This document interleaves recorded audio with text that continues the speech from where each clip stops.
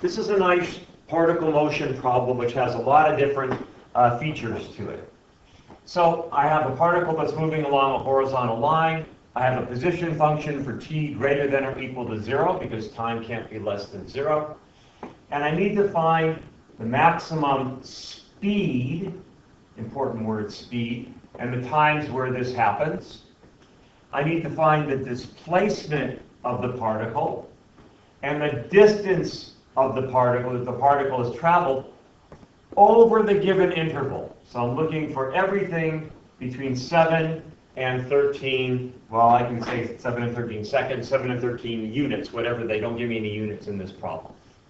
So I can tell by looking at the problem that it's more than likely I'm going to need to find the derivative of position, which is velocity, and the derivative of velocity, which is acceleration.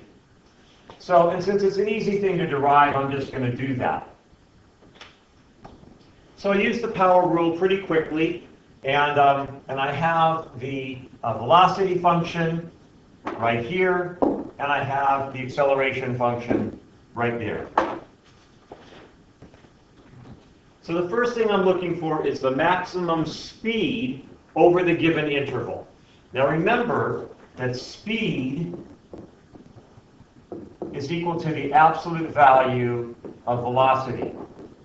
Velocity can be positive or negative, but speed can only be positive. So if I'm going 60 miles an hour in a forward direction or 60 miles in a backward direction, my speed is 60 miles an hour. My velocity has the direction positive or negative. So what that means, if my velocity, let's say my velocity happens to look something like that, my velocity graph, well, let's make an XY axis here. Here would be a local maximum, and here would be a local minimum. And depending upon the interval over which I'm looking, it's quite possible that the absolute value of my minimum could be bigger than the absolute value of my maximum, which means that my speed at the minimum would be greater than my speed at the maximum because speed is absolute value. So in order to find that, I need to find the maximums and minimums of my velocity function. And in order to find the maximums or minimums, well, I can use the derivative of velocity, which is acceleration, and find out where is my tangent line equal to 0. Because wherever my tangent line is equal to 0, I have either a maximum, a minimum, or a pause. So I can kind of, let's use the acceleration equation and see if we can figure out where our maximums and minimums are for our velocity equation. So I just rewrote my acceleration equation in red right here. And I'm going to find out where is that equal to 0, because that gives me the slope of the tangent line for the velocity equation. Well, I can factor out a negative 6t, and I would be left with 2t minus 11 equals 0. So this is telling me that I have an acceleration of 0 at t equals 0. And another spot where I have an acceleration of 0, the slope of the tangent to my velocity curve, at positive 11 halves. So I know I'm not that worried about this one at 0 because that's where I'm starting. That's because I'm starting at t is greater than or equal to 0. But this 11 halves is a point where I might have a minimum or a maximum for my velocity curve. So let's first find out whether that 0 acceleration is actually a minimum or a maximum. And we're going to do that by making a number line. So here I have 0 seconds, and here I have infinity seconds, and I'm right here at 11 halves. And I want to know what is my velocity on this side of 11 halves and on that side of 11 halves. That'll tell me whether it's a minimum, a maximum, or a pause. So I kind of thought ahead a little bit, and I entered these equations into my calculator. So you can kind of see I entered them, the three equations into the calculator. And I'm concerned about y2, which is my velocity equation. So I'm going to go alpha F4, and I'm going to select y2. And I'm going to evaluate y2 for a number on this interval right here. So let's say I do it for, I don't know, 11 halves, it's 5.5. So I'm going to evaluate it for the number 4 seconds. And I get 272. I find out that my velocity is positive in that interval. And it has to be positive for that entire interval from 0 to 11 halves, because if it changed from positive to negative any time between 0 and 11 halves, well, I would have had to have another 0. And I don't have another 0. So that can't happen. Let's evaluate my velocity for something greater than 11.5. Let's evaluate it for 10. Okay, so alpha F4, I'm evaluating my velocity function. I'm going to do it for the number 10. And I hit enter. And I find out it's negative. So in fact, I did have a change in velocity. I did have a change in direction. My velocity went from going positive to negative. And I decided to just check it by graphing it on Desmos. So again, I put in my three equations, and I'm now only looking at the velocity equation. But the velocity equation is kind of going off the map here, and I can't see it very clearly. So what I'm going to do, in fact, if I look at all of my equations, I can see that, well, they're really kind of all over the map. And I would like to be able to see them a little bit better. So I'm going to mess around with my settings. That's this button right here. And I know that my x values, well, I'm only concerned from 0 seconds. So I can go here and click my x-axis, and I can make this, x-axis. I can make this, let's say, -1. So I'm a little bit to the other side of 0. And I'll make the other side of my x-axis, I'm only concerned up to 13 seconds. So I'll make it up to like 15 seconds.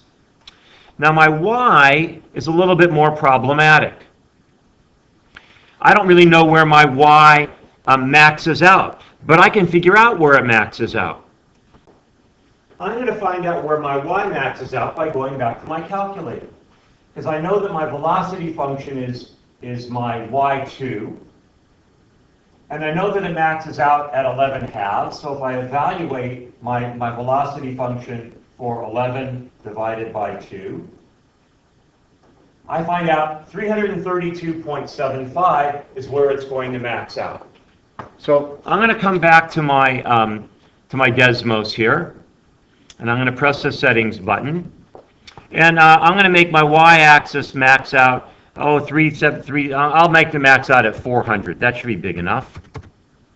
And for right now, I don't know how low I want it to go, if that really even matters, so I'll just make it -100. And now I can see my entire velocity function very clearly. And in fact, I do have a maximum velocity right here at 372.75. And just looking at the number line that I drew, I see that, well, my velocity was positive up to 11 halves, and then it hit that 0, which was the 0 for the acceleration function, and then it started going negative. So all these things are I'm just using them to confirm what I found with my numbers. So does that mean that my speed, my maximum speed that I was looking for is the 372 units per time, or miles per hour, meters per second? No, it doesn't. Because let's go back and look at the problem. The problem says, find the maximum speed and the times when it occurs. Well, we did that by using our acceleration zeros. But it says, over the given interval. And the given interval is 7 to 13 seconds. Well, really, in a way, all that I did right here, finding the acceleration, as soon as I found that the acceleration reached a 0 at 11 halves, well, that's That's 5.5 seconds. That's not even between our 7 and 13. So in a way, kind of all this stuff that I just did was nice to know, but it wasn't really necessary because I'm only looking for the maximum speed within this given interval. Well, it wasn't all for naught because I know that my velocity is declining from the entire interval of 11 halves to infinity. Well, if my velocity is declining that whole way, that means it's got to be the highest over here at 7 and lower over here at 13 because it's declining. Well, that's true of my velocity, but is it necessarily true of my speed? Not necessarily. I could have a velocity up here of a certain number and a velocity down here of a certain number, but I need to find the absolute value of that velocity to determine the maximum speed. So I need to go back to my calculator, and I say, well, what is the velocity at 7? Let's give it a little bit more room here. So alpha f2, f4, y2, I want to evaluate it first at 7. So it's 7 seconds. So v of 7 is equal to 245. And then alpha f4, y2, what is it at 13? Oh, wow, at 13, v of 13 is equal to negative 3211. Well, if I take the absolute value of that, I have 3211. That is my maximum speed, and it occurs at time 13. So when I'm looking at a problem like this, if I'm given an interval, I have to look not only as to whether there's any minimums or maximums in that interval, which I do need to look at that, but I also need to look at the end points of that interval. So this right here is the answer to the first part, asking for the maximum speed and the time when it occurs. That's the answer to this part right here. So next I'm going to go to displacement. Displacement is the distance between your starting point and your ending point. So for example, let's make a little number line right here. If I start at 0 and 1, 2, 3, 4, 5, 1, 2, 3, 4, 5, and I go from 0 and I walk to 4, and then I turn around and I walk back to 1, well, my displacement is just the 1. My distance was the 4 plus the 3. My distance was 7. But my displacement is 0. So if I actually walk, all the way out here and all the way back, my displacement is 0. When I ride my bicycle to school, I ride 6.5 miles each way. But my displacement when I get back home at the end of the day is 0. And just to kind of make it clear again, velocity, or average velocity, as opposed to instantaneous velocity, is equal to displacement divided by time. Average velocity, not instantaneous velocity, average velocity. So my average velocity, riding to school and back home, is 0, because my displacement is 0. My instantaneous velocity at any point in time, I'd have to get an equation to measure that. And my speed at my average speed would be distance over time. But we're talking right now about displacement. And we're asking for displacement over the given interval. Well, the interval is from 7 to 13.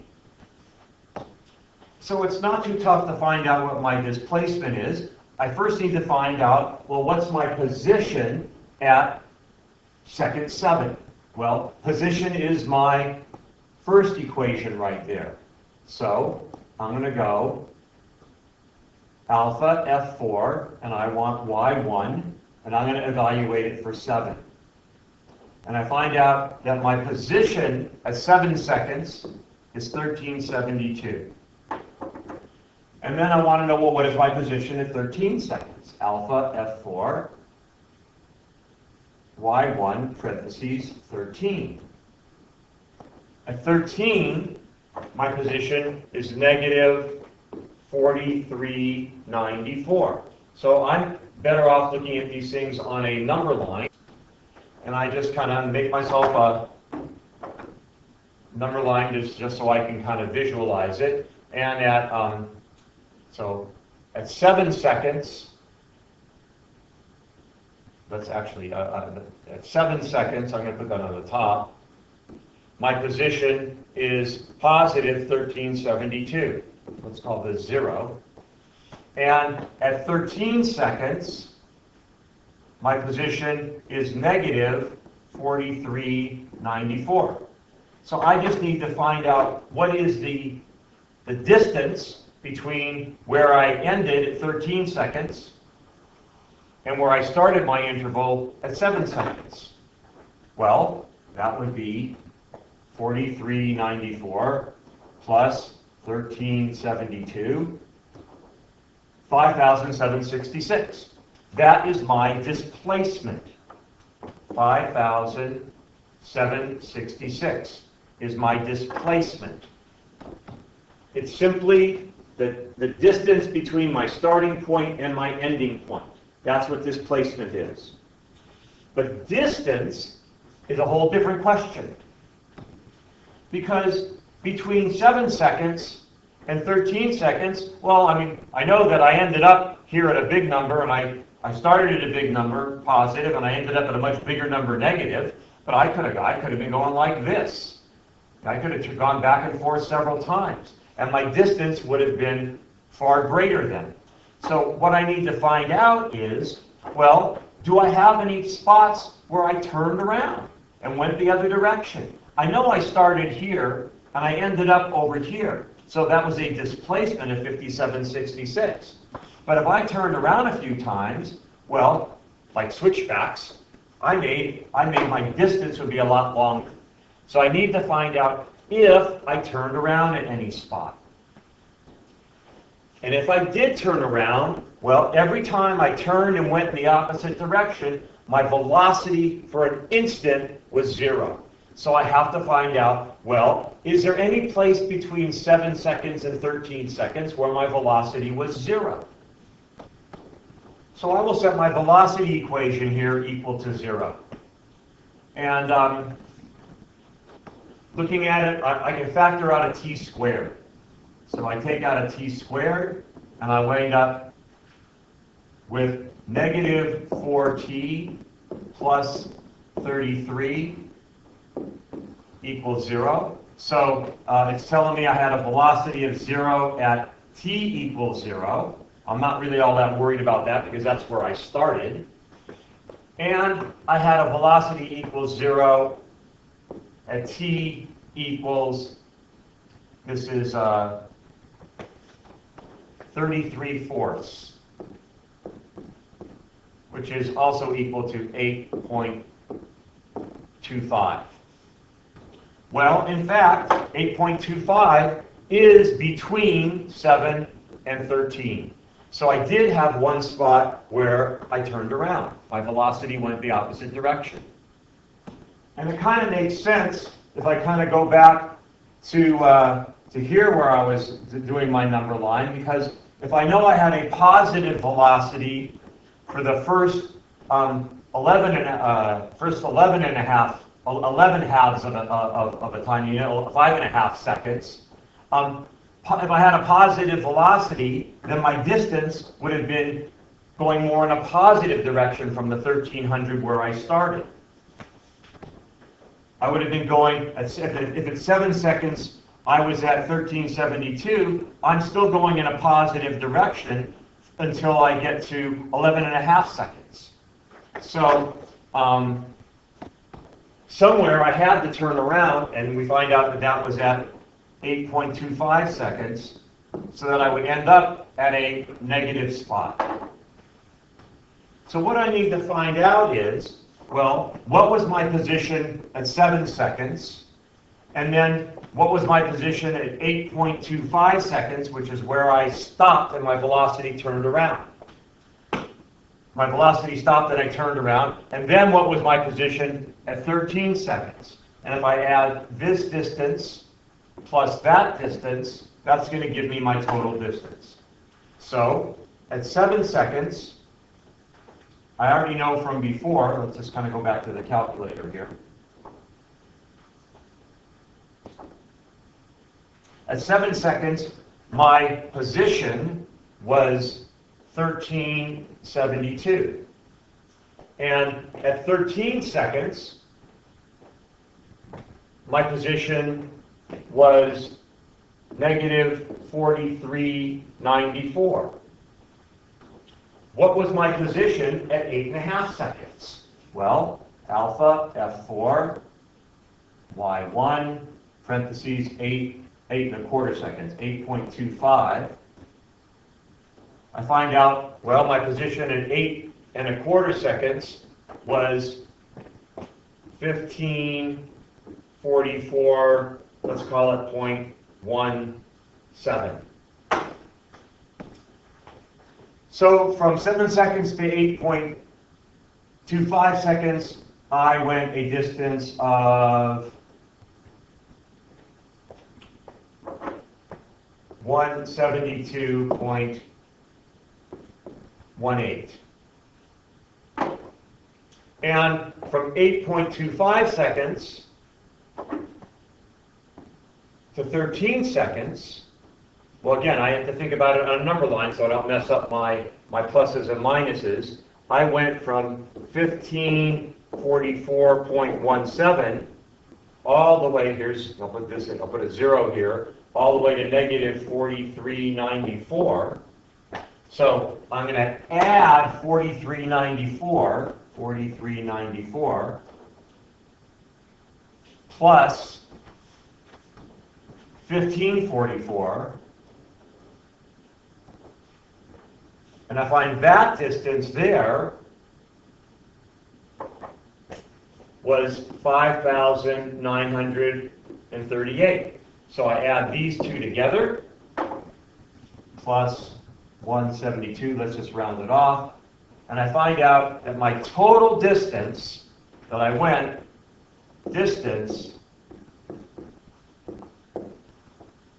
was 6,110.